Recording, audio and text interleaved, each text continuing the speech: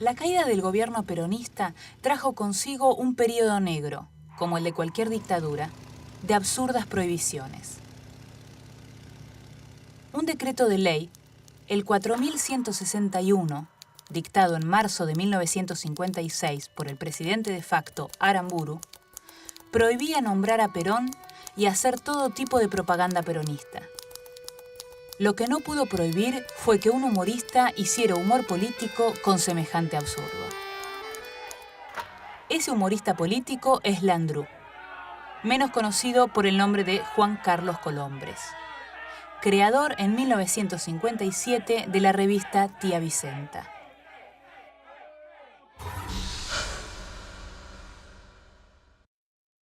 Oíd, mortales argentinos, el mosquito es nuestro modo de reírnos de la historia y poder reflexionar. Pica, zumba y sobrevuela entre gente de renombre, presidentes, diputados, es su modo de opinar. Los políticos nos muestran sus tropiezos y macanas, el mosquito sin vergüenza a todos picará. Pica, zumba y sobrevuela entre gente de renombre, presidentes, diputados, es su modo de opinar.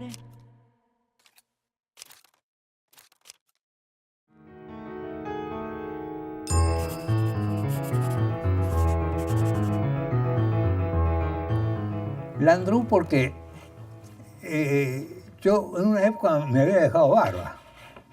Y Jorge Palacio y Miguel Brasco, Jorge Palacio era el hijo de Lino Palacio y él filmaba Faruk, también fue que colaboró con Tía Vicenta.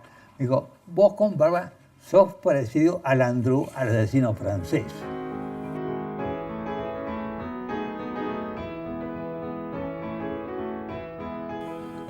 Y a Landru en Francia le cortaron la cabeza, lo guillotinaron justo el día que yo había nacido, el 19 de enero de 1923, mira qué coincidencia, justo el día que yo nací, 19 de enero de 1923, lo guillotinaron a Landru. Que una tía mía, que era muy señora, ahora decía Landru, en lugar de Landru. No, es Landru. Yo primero Landru y con acento, un palito así y un acento.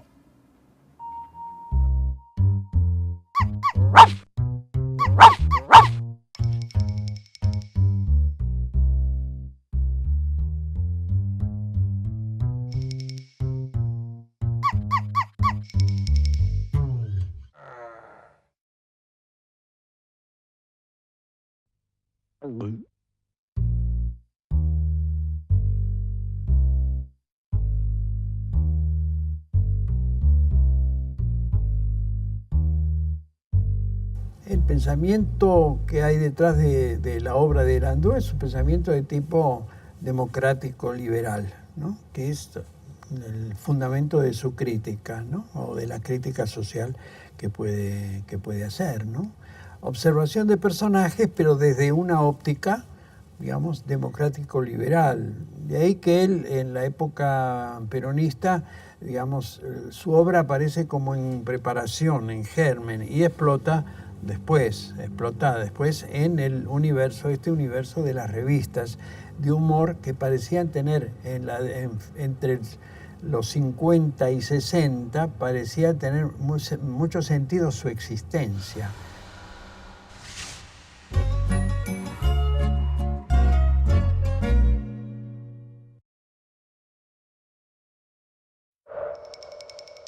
¿Perdón? ¿Esta es la cola para hacer revoluciones? El primer número de Tía Vicenta sale a la calle el 13 de agosto de 1957, con una tirada de 50.000 ejemplares y con un subtítulo que es algo más que un eslogan: La revista del nuevo humor. Responde al deseo de Landru de crear un espacio de humor diferente al humor absurdo que él venía ejercitando hasta ese momento.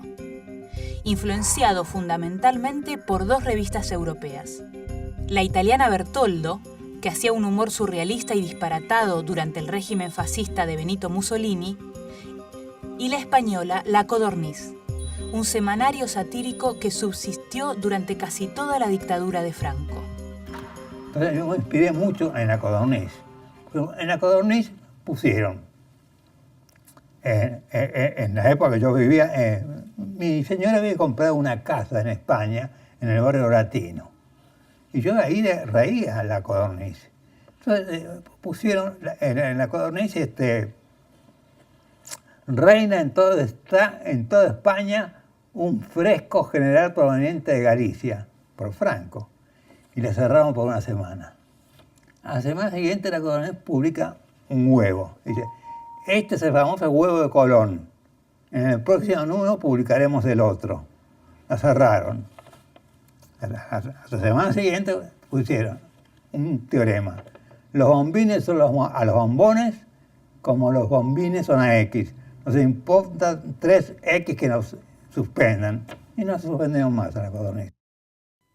De ambas publicaciones y de la obra gráfica del dibujante rumano Saúl Steinberg, saca Landru la esencia de Tía Vicenta. Y yo me inspiré en Saúl Steinberg, creo que era húngaro, y la revista italiana. Y ahí me inspiré y hice los dibujos que después salieron en Tía Vicenta. La idea de Landru es editar una publicación donde se hagan chistes sobre un político o un hecho y no contra. Dotarla de un espíritu y de una línea de humor homogénea para que no fracase. Ya desde sus inicios en Tía Vicenta aparecen las líneas que marcarán el humor característico de la revista durante aproximadamente una década. Fundamentalmente, la política y sus representantes como actores de una escena pública derivada del sainete o la farsa. Irá alcanzando progresivamente una mayor virulencia crítica y un efecto humorístico más transgresor.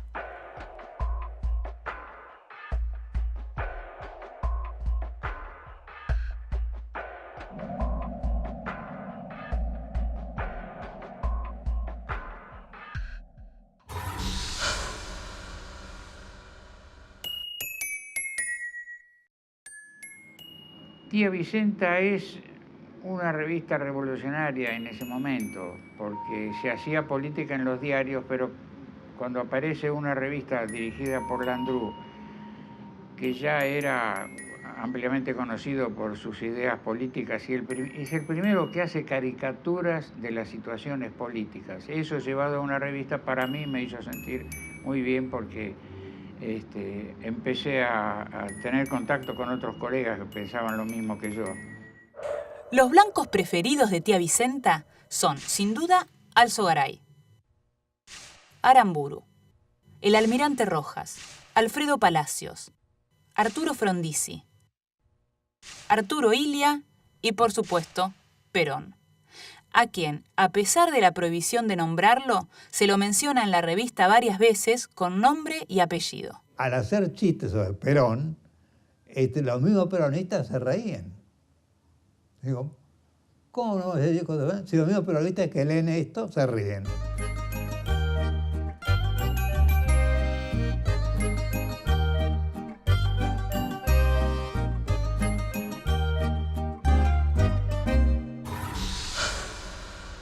A diferencia de todas las demás revistas, Tía Vicenta no tiene secciones fijas. Landru se propuso que cada número fuese para el lector una sorpresa. Al mismo tiempo, impone un criterio de redacción abierta, donde nadie es dueño de las secciones. Una de las más célebres es La cárcel de papel, sección que fue tomada de la revista La Codorniz, a modo de homenaje, con la que se encarceló y sometió a hipotéticos juicios a personajes famosos. En Tía Vicenta, el humor no estaba limitado a una sección. Los chistes estaban en toda la revista, desde el anuncio del subdirector hasta los avisos gráficos de las empresas anunciantes.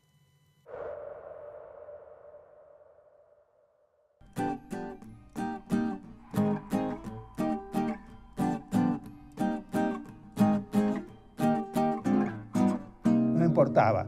que fueran de cualquiera, fueran radicales, conservadores, liberales, comunistas, anarquistas, ácratas, no me importaba. Que tuviera la idea que tuvieran, yo le publicaba los dibujos. Siempre que no hiriera a nadie, porque no me gusta herir a nadie.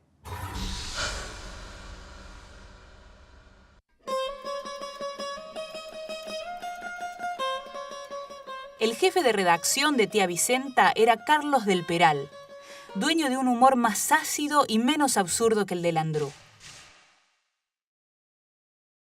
Y entre la larga lista de notables colaboradores que pasaron por sus páginas figuran Por Tía Vicenta estaba muy bueno, pasó Faruk, Lino Palacio, Pedro Vilar, Fantasio, César Bruto, Oski, Dalmiro Sainz, que tiene hasta 14 y 16, Marilena Walsh, Elba Valladares, Cecilia Palacio. Ignacio Anzoátegui, que era el encargado de escribir La cárcel de papel, Ciulnas, Fresán, Basurto, Jordán de la Cazuela y Garaycochea. Con el correr de los meses se sumarían otros prestigiosos colaboradores, permanentes o circunstanciales. Algunos profesionales del humor y otros profesionales de otras disciplinas, que hicieron su primera experiencia en el terreno del humor en Tía Vicenta. Schius, Coppi, José Govelo, Gila, Delfor, Jaime Botana, Costantini, Chulac, Blanca Cota, Grondona White, el locutor Julio Lagos, Sofo, que no era otro que Gerardo Sofovich, un jovencísimo Adolfo Castelo, que firmaba Castel, Oscar Blota, y un novato dibujante que al poco tiempo lograría su consagración, Caloi.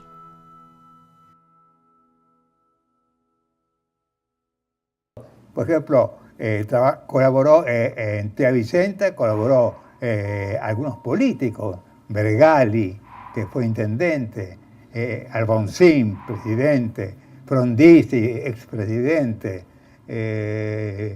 Perete, que una vez me dijo, como yo soy muy bajito y soy hincha de Boca, y vos también sos hincha de Boca, pone que la mitad más o menos medio del país es hincha de Boca. Y yo puse y se rió Perete. Muchos son los condimentos que convirtieron a Tía Vicenta en éxito. La revista retoma y actualiza la mejor tradición de El Mosquito en cuanto al ejercicio de la caricatura política.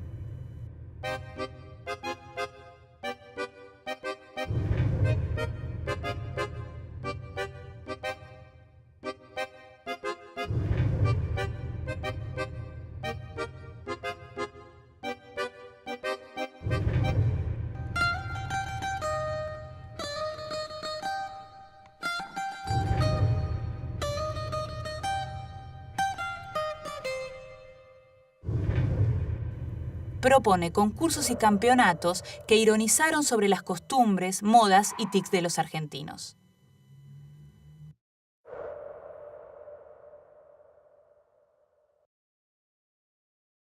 Por ejemplo, si van 10 personas vestidos de smoking a una cancha de fútbol, esos son unos mersas. Es la gente que está mal vestida en un lugar.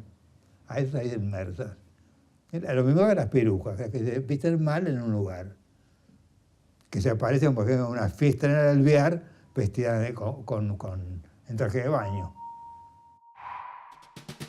Muchos de los juegos habituales de salón, como el juego de la oca, la batalla naval y el ludo, adquieren nuevos significados con un sentido paródico o de ironía política.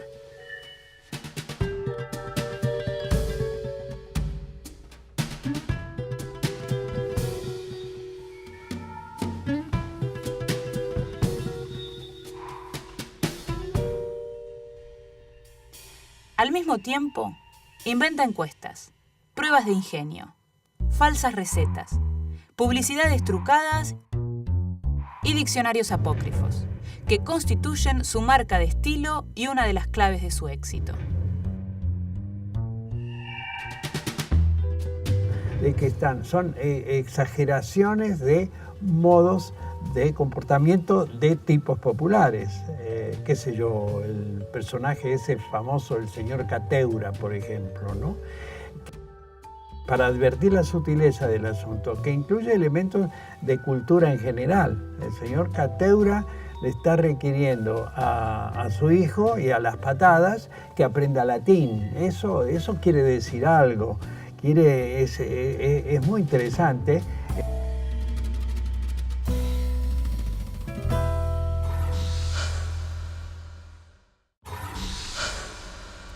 Inventa jergas que rápidamente se transmiten